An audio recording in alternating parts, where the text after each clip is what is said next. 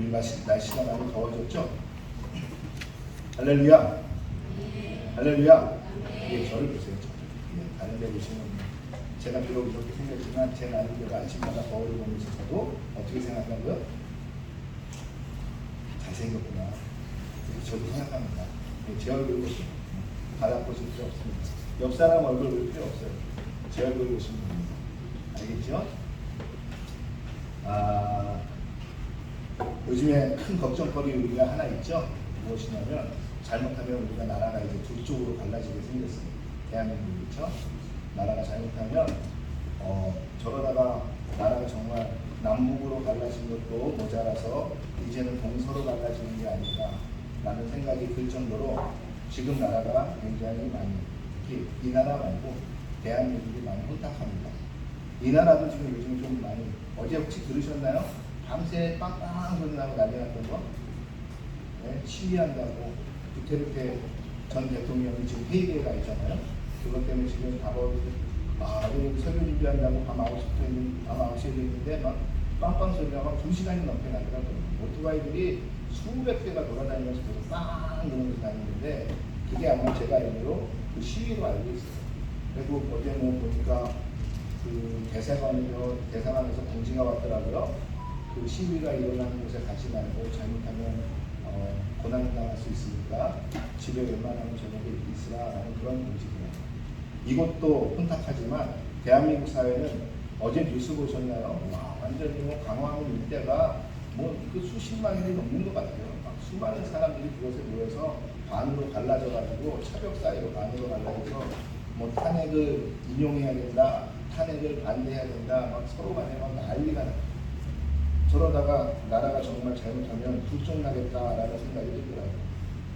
정말로 저러다가 우리 나라 가릅시다. 우리 서로 간에 나라 갈라서 우리 따로따로 정부를 세웁시다. 이러한 얘기 나오는 거 아닌지 나중에는 그러한 생각도 들더라고요. 그런데 더 중요하고 더 저는 가슴 아프고 더 힘든 것은 무엇이냐면 그 가운데 누가 있냐면 교회가 있다는 것입니다. 교회가 있다는 것. 제가 지금 이야기하려는 것은 대통령이 잘했다, 잘못했다 이러한 이야기를 하려는 것이 아닙니다. 무엇이냐면 지금 나라가 둘로 쪼개져서 갈라져서 싸우고 있는 중에 그 중심에 누가 서 있냐? 교회가 지금 서 있다라는 것입니다. 교회가. 예, 교회가 서 있으면 안 되냐라는 그런 법이 있느냐라고 이야기를 할 수 있습니다. 그런데 나라가 갈라져서 그 갈라진 서로의 주장을 하고 있는 한쪽의 편에 서서 계속적으로 그 나라에 선동을 하고 그 나라에 대해서 서로 간에 갈라놓음에 이 일조를 하고 있는 것이 교회다라는 것입니다. 그분들의 말도 일리가 있는 것을 제가 잘 압니다. 그리고 제가 직접 만나본 분도 계시고 그 중에. 그런데 제가 하려고 하는 이야기는 그런 것이 아니라 바로 그 분열 속에는 하나님께서 절대 좋아하지 않는다라는 것이죠. 제 선배님 중에, 저희 침례교 선배님 중에 한 분이 아주 극 위에 계신 분이 계세요. 지금도 저희 그 단체 침례교 카톡방에는 그분이 계속적으로 글을 올리세요. 모든 분들이 그렇게 하지 마세요라고 이야기를 해도 계속 올리십니다. 계속. 그분은 다바오에서 제가 한번 만나뵌 적이 있어요. 만나뵌 적이 있는데 저한테 그러더라고요. 김 목사, 야 어떻게 사람들이 이럴 수가 있냐라고 이야기하면서 그분의 주장을 쭉 이야기를 하세요. 그러면서 저에게 동조해줘라는 눈빛으로 이렇게 보내시는데 저는 아주 매몰차게 한마디로 이야기했습니다. 저는 선생님의 이야기에 동조할 수 없습니다. 그랬더니 이러시더라고요. 그럼 너도 좌빨이야? 이러시더라고요. 아니 저는 좌빨이라고 얘기하지 않습니다. 그러나 선배님이 말씀하시는 그 모든 부분 그리고 또한 반대쪽에서 이야기하는 모든 부분이 저는 제가 목사로서 다 이해할 수 있는 부분이지만 어떤 한쪽을 치우쳐서 이야기할 수는 없을 것 같습니다. 저도 제 나름대로의 주장은 있습니다. 그러나 제가 목사로서 이야기하지 못하는 이유는 무엇이냐면 그것을 통하여 분열과 분쟁이 일어날 수 있기 때문에 그렇습니다. 목사나 그리스도인은 분쟁이나 분란이 있는 그 틈 사이에 들어가 화평을 이루고 그 하나님의 말씀을 통하여 그 분란을 해결하는 사람들이 그리스도인이 되어야 할 것인데 어찌 우리가 한쪽 편에 서서 그 사람들의 이야기를 주장하며 우리가 분란에 동조할 수 있겠습니까? 그래서 저도 제 개인적인 의견은 있지만 그 개인적인 의견은 의견이고 제가 목사로서는 그 선배님의 의견, 저쪽의 의견도 다 동조하지 않습니다라고.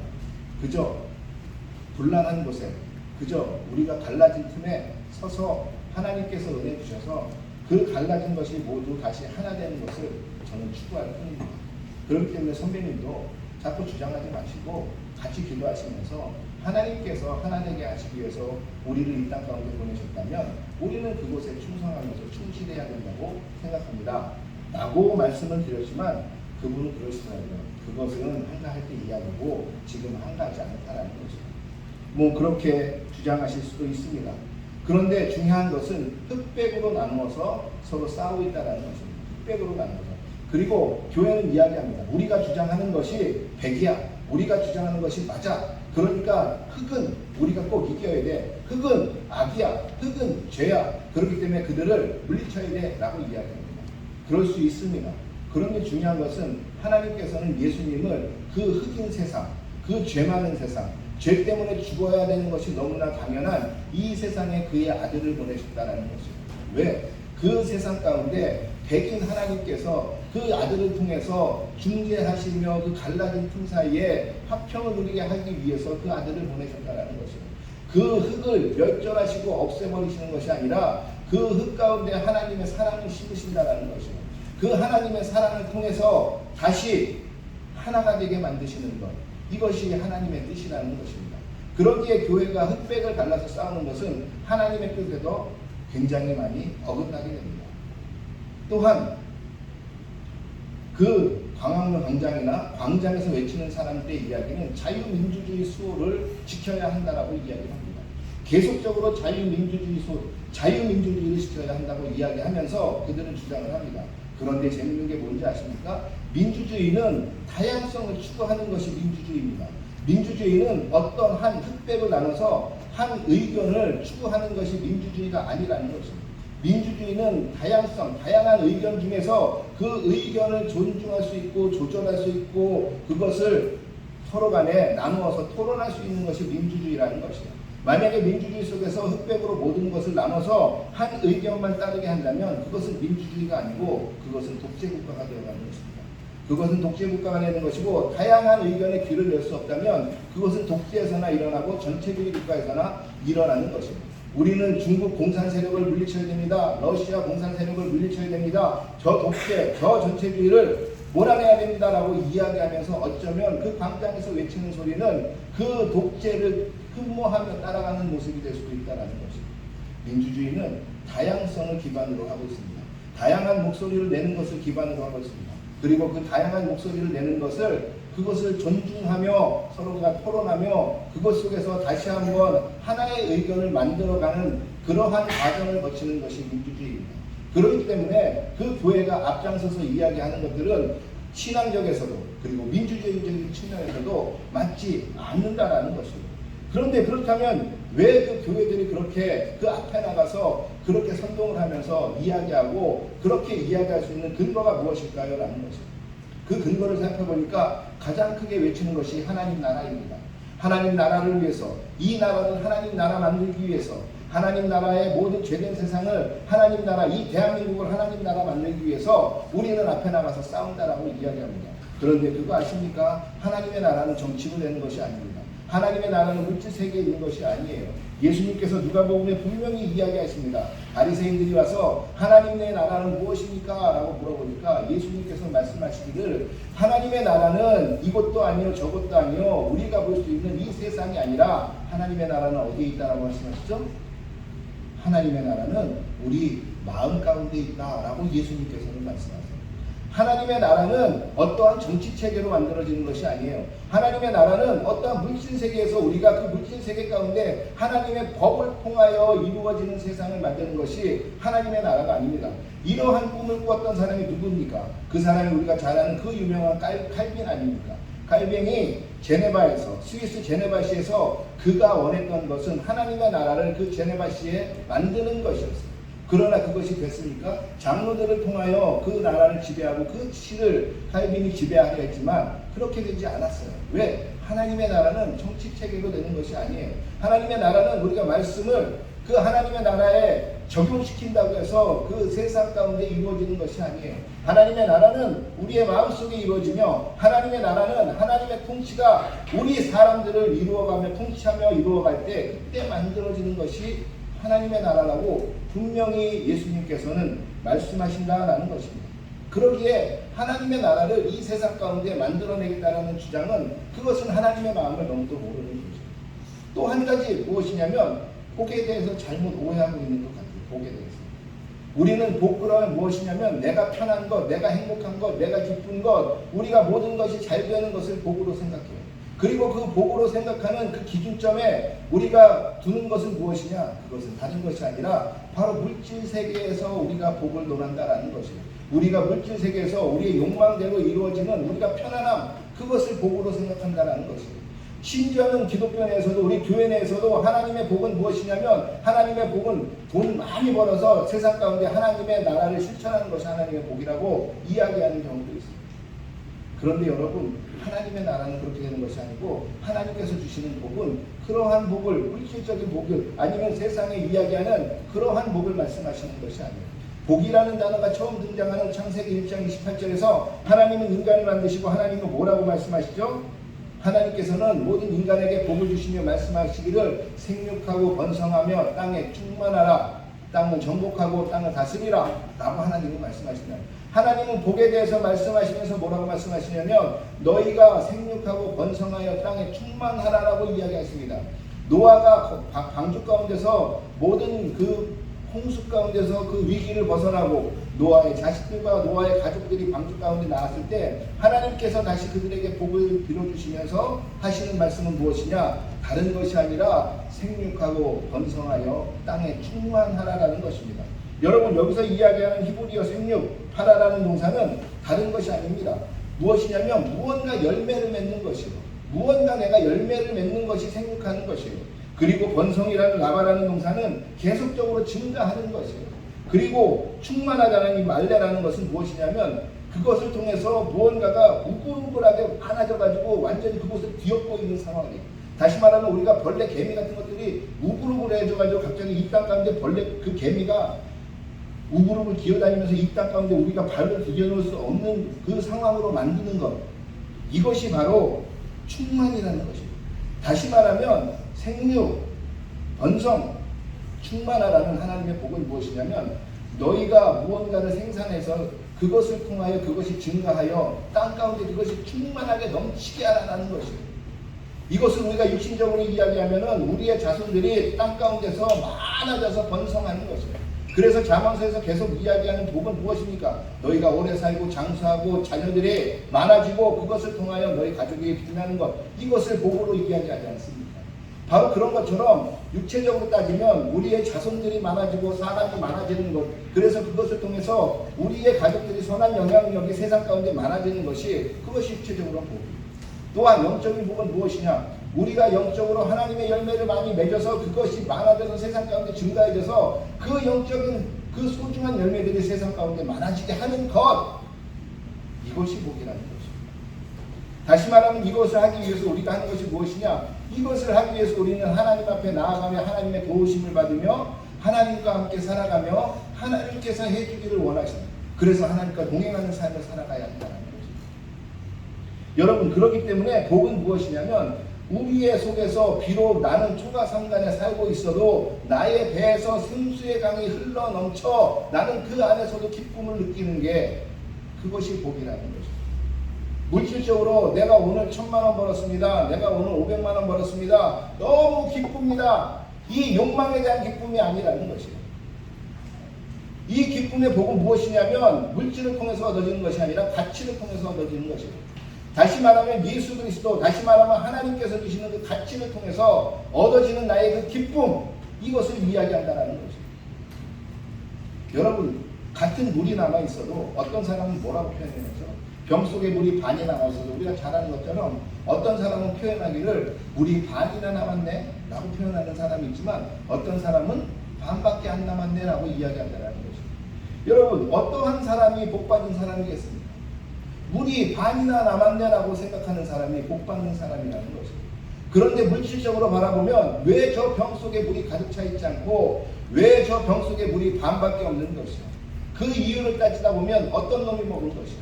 누가 내 물에 손댄 것이야? 라고 가는 것이야. 그러나 물이 반이나 남았네 라고 생각하는 사람은 내 기대보다도 넘치는 그 물에 대해서 감사할 수 있는 사람이야.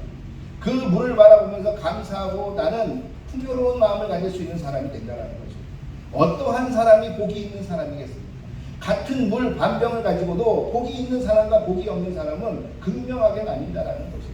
여러분, 이 복에 대해서 우리가 교회가 잘못 생각하고 잘못 이야기하기 시작하면 우리는 욕망에 치닫게 됩니다.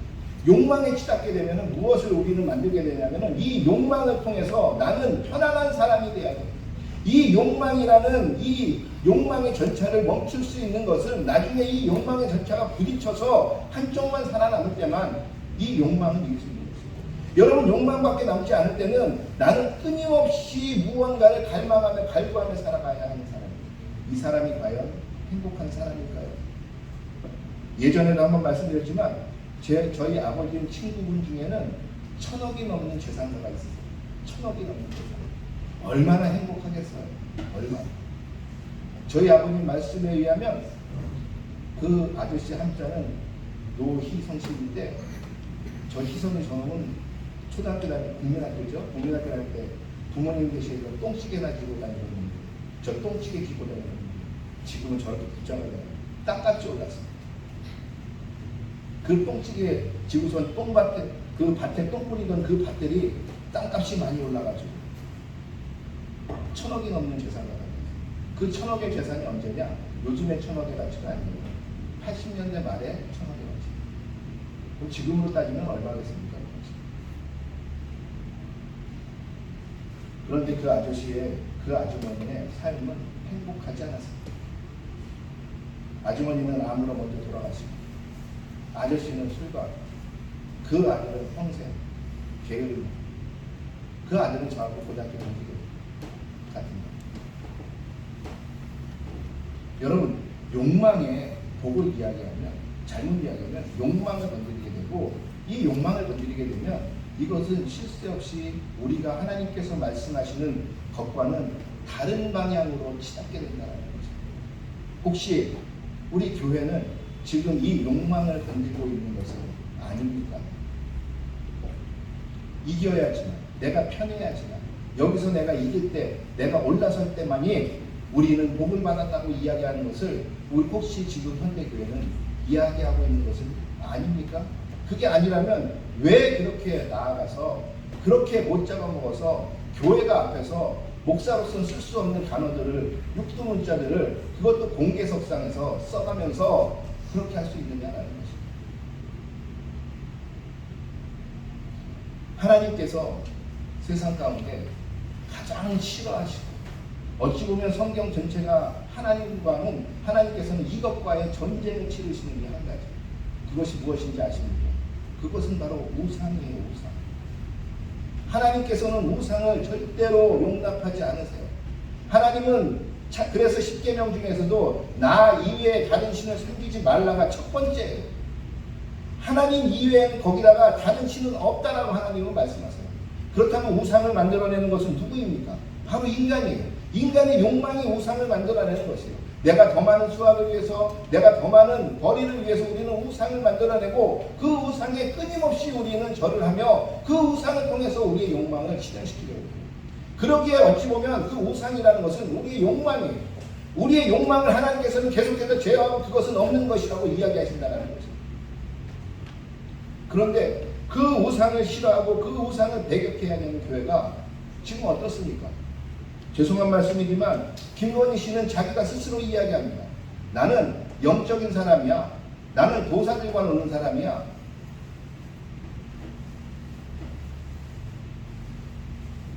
여러분, 그렇다면 교회는 한번 다시 생각해봐야 돼요. 거기에 동조할 수 없어요.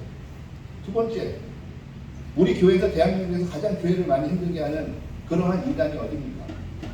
신천지예요. 그런데 지금 점점 밝혀지는 건 무엇이죠? 신천지가 대선 때 개입한 것 같다라는 것입니다. 여러분, 우리는 신천지와 함께 있을 수는 없습니다. 교회에 들어와서 교회 사람들을 포섭하고 그 교회를 다시 자신들의 신천지로 만들어가는 그 과정을 하고 있는 신천지. 사람들 전체를 이단으로 만들어서 하나님 앞에 끊어내는 게 신천지.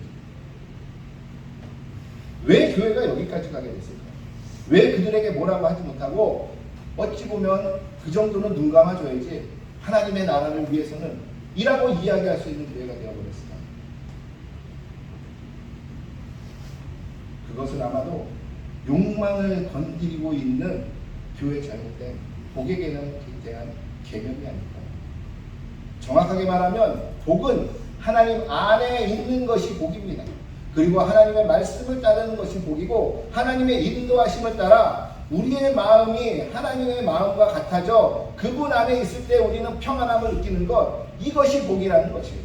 하나님의 절대성을 우리가 믿는다면 우리가 아말골짜기를 갈지라도 우리가 폭풍 속에 있더라도 하나님이 나와 함께 하시기에 나는 늘 평안할 수 있다라고 이야기할 수 있는 이것이 바로 이 믿음을 갖는 것이 복이라는 것이에요.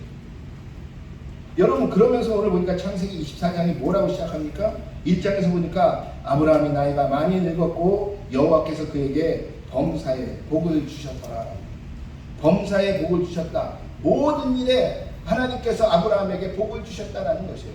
여러분, 그렇다면 창세기 12장에서 아브라함을 부르실 때부터 하나님께서 범사에 모든 일에 아브라함에게 복을 주셨을까요? 아니요, 그렇지 않습니다. 아브라함이 그 아들을 낳고 그 아들을 낳은 다음에 그 아들을 바치라, 제물로 바치라고 이야기하는 그 모든 하나님의 테스트와 시련까지 지난 후에 오늘 보니까 24장에서 이야기하는 것이 무엇입니까? 그의 아내 사레도 이미 죽고 그의 말년의 죽음을 바라보고 있는 그 아브라함에게 이제서야 하나님이 말씀하시는 게 무엇이냐면 하나님께서 아브라함에게 복을 주셨는데 범사에 대게 모든 일에 대게 모든 상황 가운데 대게 복을 주셨다라는 것이에요.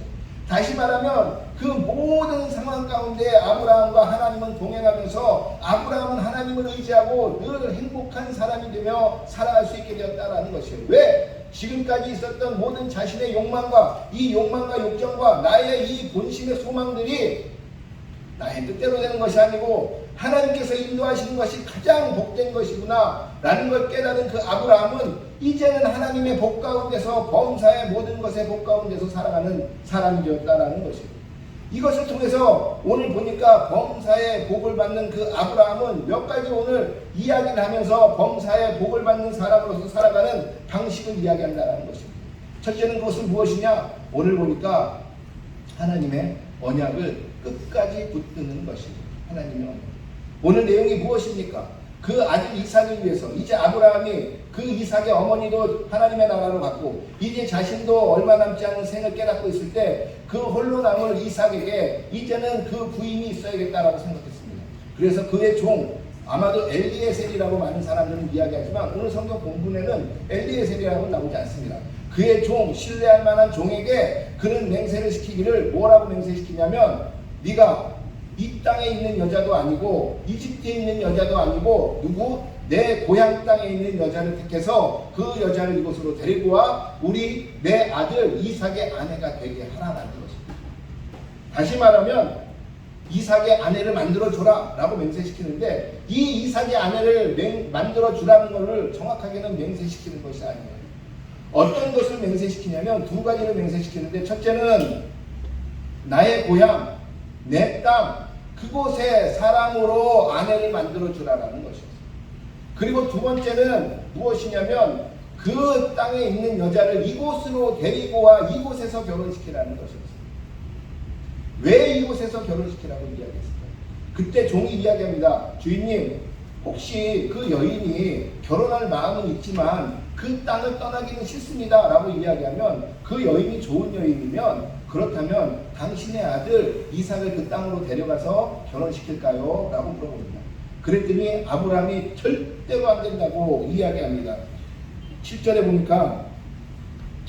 보니까 아브라함이 그에게 이르되 내 아들을 그리로 데리고 돌아가지 아니하도록 하라. 7절에는 하늘의 하나님 여호와께서 나를 내 아버지 집과 내 고향 땅에서 떠나게 하시고 내게 말씀하시며 내게 맹세하여 이르시기를 이 땅을 내 씨에게 주리라 하셨으니 지금 아브라함이 그 아들 이삭이 그 땅 가운데 가서 결혼하지 못하게 하는 이유는 무엇이냐면 하나님이 분명히 나에게 언약하시고 맹세까지 하셨다. 무엇이냐면 이 땅을 나의 자손들에게 줄 것이다라고 약속했기에 그 약속을 내가 믿기에 절대로 내 아들을 그 땅 가운데 데려가서 그곳에서 장가들게 하지 말라라는 것입니다. 하나님의 말씀, 하나님이 하신 언약은 정확하니 그 언약이 이루어질 때까지, 그 언약을 이루실 때까지 내 아들은 이곳에 있어야 되고 내 자손들은 이곳에서 번성하게 해야 하기에 그 사람을 이곳으로 데려오고 그 며느리 될 사람을 이곳으로 데리고 오라라고 이야기합니다. 왜? 이 땅이 하나님께서 나에게 허락하신 복의 땅이라는 것입니다. 이 땅이 나에게, 우리에게, 우리 가족에게, 우리 자손들에게 허락하신 하나님의 땅이라는 것이에요. 그 갈대아 사람들의 우르 땅이, 그 땅이 우리의 복이 되는 땅이 아니고 이 땅이 우리에게 허락하신 복의 땅이기에 내 아들을 이곳에서 떠나지 못하게 하라는 것입니다. 이것을 맹세하라는 것입니다. 그리고 그 여인을 그 땅 가운데서 이리로 데리고 오라는 것입니다. 이리로 데리고 오라는 소리는 무엇입니까? 그 땅을 떠나게 하라는 것입니다. 그 땅을 떠나게 한다는 것은 아브라함처럼 그 아버지와 그 형제들과 그 친척들과 그 모든 것, 그 고향을 내려놓고 올 수 있는 사람이어야 한다는 것이에요. 다시 말하면 하나님의 이 약속만을 믿고 올 수 있는 사람이어야 한다는 것이에요. 그 사람을 내 아들과 짝을 지어서 이 땅 가운데 살아가게 하라는 거예요. 왜? 하나님의 언약을 위해서. 나는 지금도 하나님의 언약을 믿기에 이 하나님의 언약을 이루게 하기 위해서 이 땅 가운데 그 아이를 데리고 오라는 거죠. 로마서 4장에 뭐라고 이야기합니까? 바울은 아브라함이 믿었기에 그 믿음을 하나님께서는 의로 여기셨다라고 이야기하는데 그 믿음에 대해서 구체적으로 설명을 합니다. 4장에 보면 뭐라고 설명을 하냐면 아브라함이 무엇을 믿었냐면 하나님이 그에게 주신 그 언약, 그 약속을 믿었다는 것이에요. 하나님께서 주신 그 약속을 믿고 그 언약을 믿고 그 언약을 믿은 그 믿음을 하나님은 무엇으로 보셨냐? 의로 보셨다라고 이야기합니다. 바로 지금 보여주고 있는 이 언약을 위해서 내 아들을 이 땅 가운데 떠나지 말게 하고 하나님의 언약을 이루라. 나는 이 언약을 믿고 있는 이것이 복의 사람의 첫 번째 조건입니다. 하나님은 우리를 이 땅 가운데 보내실 때 그냥 보내신 것이 아니에요. 우리를 분명히 하나님께서는 사명을 주시고 하나님께서 그 사명을 통한 언약을 우리에게 주세요. 아무개야 내가 너를 이 땅 가운데 보냈는데 너를 통해서 나는 무엇을 이룰 것이다 라는 언약을 주신다는 것이에요. 이 언약을 하나님 굳게 믿으라는 것이에요. 이 굳게 믿은 언약은 곧 우리의 의가 되고 이 의를 통해서 하나님은 우리에게 복을 주신다는 것입니다. 이 복의 사람은 하나님께서 말씀하신 언약을 어떠한 상황에서도 믿고 있어야 된다는 것이에요. 지금 아브라함의 상황이 어떻습니까? 이제 곧 나는 죽게 되고 그 안에 사라는 이미 죽었고 나는 이미 병들어서 늙어서 아무것도 할 수 없고 이제 아들 혼자 남았는데 이 아들이 이것을 잘 이끌고 하나님의 언약을 지킬 수 있을까? 라는 의구심 속에서도 그는 무엇을 믿었냐면 하나님이 맹세하며 그에게 주신 그 언약, 내가 반드시 이루겠다 맹세하신 그 언약을 믿었다는 것입니다. 이것을 하나님은 의로 여기시고 하나님은 복으로 여기신다는 것입니다. 두 번째, 복이 되는 사람의 힘은 무엇이냐면 하나님의 인도하심을 늘 구하는 사람이라는 것입니다. 여러분 오늘 그 종이 그 땅 가운데 들어가서 그 땅 가운데 앉아서 이제 하나님께 기도합니다. 여러분 한번 상상을 해보세요. 가나안 땅에서 갈대아 사람 우르, 지금의 이란 땅, 이라크 땅까지 가는 그 여정이 얼마나 긴지 아십니까? 어떤 사람은, 어떤 학자들은 이곳이 아마 우르가 아니고 하란이라고 이야기할 것 같은데 저는 우르라고 생각합니다. 왜냐하면 나홀이 살고 있었던 곳은 우르이기 때문입니다. 하여간 그 나홀의 성까지 가서 그곳에서 그가 이제 무엇을 해야 될까? 여기까지는 잘 낙타 열필과 함께 잘 왔는데 이제 내가 어떻게 여자를 찾아야 할까? 이 망망한 상황. 이 종은 아마 이 우르 땅은 처음 가봤을 것이야. 타국입니다. 말도 다릅니다. 이곳에서 앉아서 그가 해야 될 그 막박한 상황에서 그가 먼저 한 것이 무엇이었냐? 그때 그가 하나님께 기도합니다. 하나님, 내 아브라함, 혹시 나는 잘 모르겠는데 내 주인을 믿고 계신데 하나님, 당신이 이 일을 모든 것을 관장하고 계시고 이끌고 가고 계신다면 내가 이 혹시라도 지금 이 저녁 때에 이제 물길로 오는 여자 중에 한 명에게 물을 달라고 하는 그 여인, 그때 내가 드리겠습니다. 그 물을 주는 그 여인, 그 여인이 하나님께서 말씀하시는 인도하시는 여인이라고 내가 믿겠습니다 라고 기도한다는 것입니다. 하나님의 인도하심을 다시 기도했어요. 그리고 하나님의 인도하심에 대한 기도를 아주 구체적으로 해요. 어떻게? 지금부터 나와서 물동이를 이고 나와 물을 떠가는 여인 중에 내가 물어봐서 나에게 물을 줄 수 있는 그 여인, 아주 구체적으로 이야기해요. 그 여인을 내가 당신이 인도한 여인으로 믿겠습니다라는 거죠. 그런데 하나님께서는 그 기도를 들으시잖아요.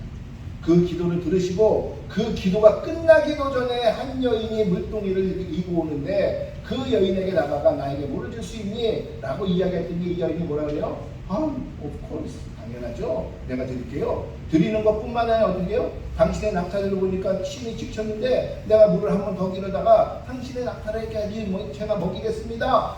라고 인도함을 구하니까 인도한 대로 하나님이 인도하세요. 구체적으로 가니까 구체적으로 인도한 대로 하나님께서 인도하세요. 그런데 재밌는 게 뭔지 아세요? 이 종이 그러면서도 속에 계속 지켜보기만 합니다. 자기가 기도한 대로 여기까지 이루어졌으면 이 종이 아싸 이제 됐다, 이제 하나님께서 인도한 사람이다 라고 생각하면 되는데 그는 지켜보았다라고 얘기해요. 왜? 아직까지는 모르겠어요. 내 속에는 이 기도가 들어진 건가? 이게 상달된 건가? 이게 이루어진 건가? 모르겠어요. 그러면서 한 번 더 묻습니다. 니네 집에 혹시 내가 묵을 데가 있겠니? 내 가축들하고. 당연하죠. 우리 집에 있어요. 와서 묵으세요. 그가 기도한 세 가지의 모든 조건이 다 이루어졌어요. 물을 마시게 했고 그의 짐승들에게 물도 마시게 했고 그가 유숙할 곳이 있다라고 이야기하는 이 모든 것이 이루어졌을 때 그는 무엇이라고 얘기하냐면 그 하나님을 찬양하기 시작했다 라고 오늘 성경을 이야기합니다. 하나님의 복을 받는 사람들은 어떤 사람들이냐? 바로 이것처럼 구체적으로 자기의 삶에서 하나님의 인도하심을 받기 위해서 기도하는 사람들이라는 거죠. 하나님, 제가 오늘 사업을 이걸 해야 되는데 하나님 어떻게 해야 됩니까? 오늘 바이어를 만나는데 어떻게 해야 됩니까? 하나님, 제가 오늘 어떠한 시험을 치러야 되는데 제가 어떻게 해야 됩니까? 라고 이야기할 때 구체적으로 하나님의 인도하심을 말하는 것입니다. 우리가 힘들 때가 언제입니까? 내가 결정을 해야 될 때, 내가 선택을 해야 될 때, 이때가 우리가 가장 힘들 때잖아요. 이럴 때 하나님의 인도하심을 구한 사람이 하나님의 복을 받을 수 있는 사람이라는 것입니다. 그러면서 하나님의 이 복을 받는 사람들의 특징은 무엇이냐? 하나님이 말씀하시는 것을 민감하게 반응할 수 있는 사람입니다. 여러분, 가끔 가다가 어떤 일이 벌어지는지 아세요? 하나님은 이미 응답하셨는데 그 응답하신 것을 깨닫지 못하는 경우들이 있어요. 우연일 거야. 내가 열심히 했으니까 이렇게 됐지.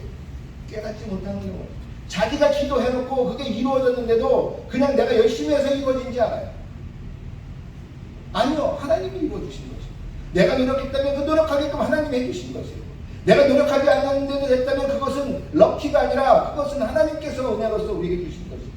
그렇게 민감함을 우리는 찾아가야 되는데 하나님이 응답을 해주셨는지 응답을 해주시지 않았는지 전혀 관심이 없어요. 기도는 기도대로 하고 우리는 그것에 대해서 이루어지는지 관심이 없어요. 그러기에 우리는 이루어졌는지도 모르고 우리는 그냥 지나갈 때가 너무나 많다. 그러면 하나님을 경험할 수가 없어요. 오늘 그 종이 어떻게 했습니까? 이 세 가지의 기도가 이루어졌을 때 그는 즉시로 하나님을 찬양했어요. 그는 즉시로 하나님을 찬양하면서 하나님께서 이 모든 것을 이끌고 계시는 것을 그는 확인했어요. 이러한 사람으로 살아가요. 바로 하나님의 복의 사람은 어떤 사람이냐? 하나님의 복을 받는 사람들은 어떤 사람이냐? 첫째로는 언약 가운데 그 언약을 믿고 기다리는 사람들, 두 번째는 하나님의 인도함을 구하는 사람들, 그리고 세 번째는 그 하나님의 인도함 속에서 이것이 하나님의 인도함인 것을 민감하게 깨달으며 경험해가는 사람들이라는 것입니다. 여러분, 그렇다면 여러분들은 범사에 복을 받고 살아가는 사람들입니까? 그것을 느끼며 살아갑니까?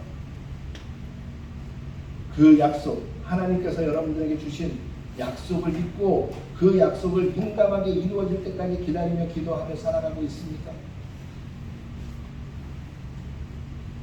이 세상에 물질적인 만족을 구하는 것이 아니에요. 다시 말하면 그 물질적인 복보다도 먼저 선행돼야 되는 나의 행복, 무엇으로 나는 행복을 느낄 것인가? 나는 그 행복의 정의가 내려질 때 복 받은 사람이 되는 준비가 되는 것입니다. 여러분, 예전에 남진 씨가 불렀던 노래 아시죠? 저 푸른 초원이 그림 같은 집을 짓고, 그 다음 뭐죠? 가서 사랑하는, 저도 알아. 또 여러분들이 반응이 없어서 제가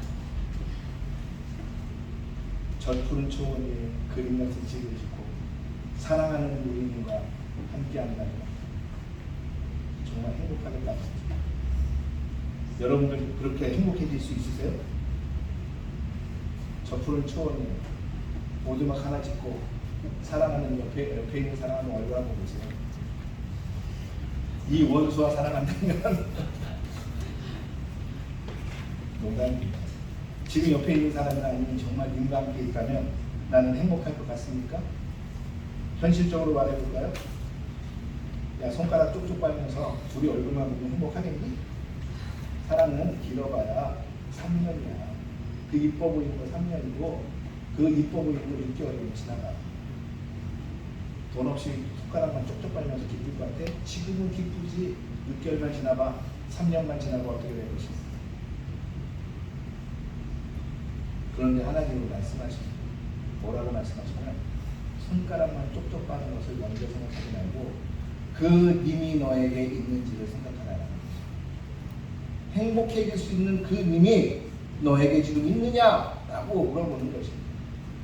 네가 손가락 쪽쪽 빨지 않을 정도로 물질이 있고 네가 다 있어도 그 님이 없으면 네가 과연 행복해질 수 있느냐라는 것입니다.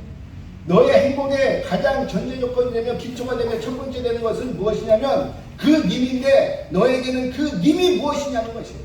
그 님이 과연 너에게는 있느냐라고 지금도 물어보신다는 것이에요. 그 님이 있는 것을 하나님은 복되다라고 이야기하신다는 것이에요. 그 님이 너의 마음속에 있고 나는 그 님이 너에게 내가 되길 원한다는 것이 하나님의 말씀입니다. 나는 네 마음속에서 그 님이 내가 되길 원하고 내가 너를 위해서 어떻게 하는지를 네가 알아줬으면 좋겠다는 게 하나님의 복음이라는 것입니다. 그 님이 너의 마음속에 내가 머물면서 내가 영원히 너와 함께하고 싶다는 게 하나님의 말씀입니다. 그렇게 너에게는 그 님이 지금 있느냐라는 것입니다. 그 님도 없이 그냥 그 환경, 손가락만 안 빨면 되겠지. 그 환경이 너의 님이 될 수 있겠니? 그 물질이 너의 님이 될 수 있겠니? 라고 이야기하는 것입니다. 여러분, 물질과 환경과 모든 것들은 그냥 님과 함께 살아가기 위한 조건들일 뿐이에요. 그 조건이 우리의 목적이 될 수는 없다는 것이에요. 그런데 우리는 현대 혹시라도 그 조건은 우리의 복을 우리의 님이라고 생각하고 우리는 그것을 교회에서까지도 가르치고 있는 것은 아니냐라는 것입니다. 여러분, 그것은 님이 될 수 없어요. 그것은 조건일 뿐이에요. 그것이 님이 되는 순간 여러분에게 영원한 행복은, 하나님이 주시는 행복은 있을 수 없다라는 것입니다. 여러분, 오늘 하나님께서는 말씀하십니다.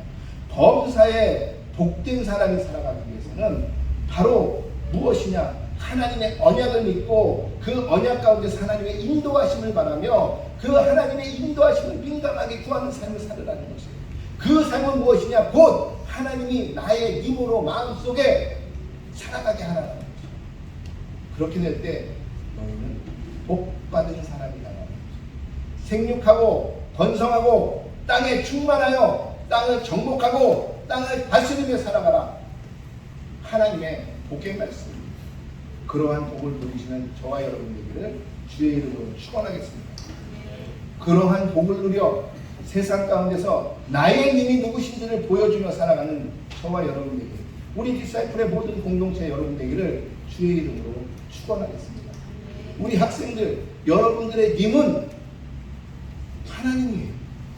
그것을 어릴 때부터 마음속에 새기십시오.